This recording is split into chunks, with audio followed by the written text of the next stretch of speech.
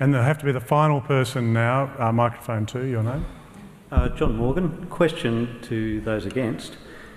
Given that the rate at which we decarbonise will determine how much warming the planet ultimately experiences, and given that we can decarbonise more rapidly if we use both renewables and nuclear power, how many degrees of planetary warming do you feel it's worth to avoid the use of nuclear energy?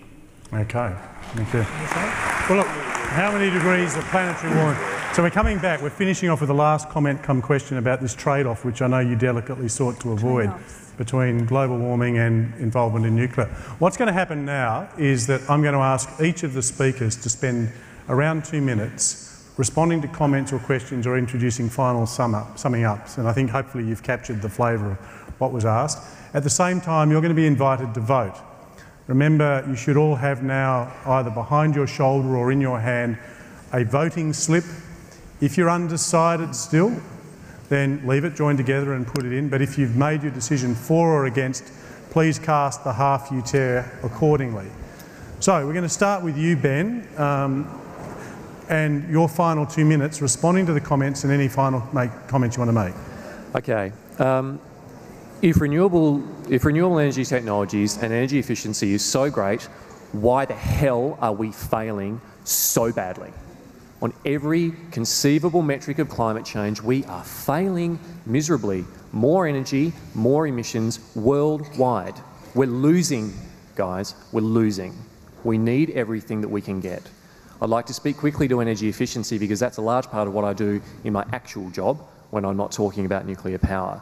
Energy efficiency does work, but there is an enormous difference between what you can show and demonstrate as achievable in an engineering study and what you can actually get achieved on the ground with an organisation and a group of decision makers, where energy efficiency is distributed across hundreds of thousands of locations, pieces of equipment, decision-making units. There are miles and miles of daylight of difference between those two concepts, what is conceptually achievable and what is actually deliverable. Young gentleman asked me about whether or not it's as safe as renewables. That's like asking whether or not I prefer bicycles or trucks. Frankly, I prefer bicycles, but when I moved house, I didn't strap 40 bicycles together. They do a different job. They do a different job. Danielle mentioned gas 6 times.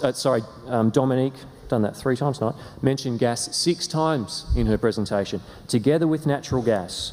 Renewable and gas to take the place of coal. People generally accept the role of gas. Make no mistake, these renewable visions are gas and renewable visions. And gas is not natural gas. It is a high carbon fuel. It is going to drive up our emissions beyond our global budget. Lurking behind every renewable vision is a huge component of gas. I got to the point I got to by getting out of my fantasy zone about dealing with climate change and looking at cold, hard reality, and I didn't like the journey because I used to object to nuclear power. Please get serious with me on this journey and be honest and have a look at the information. Thank you.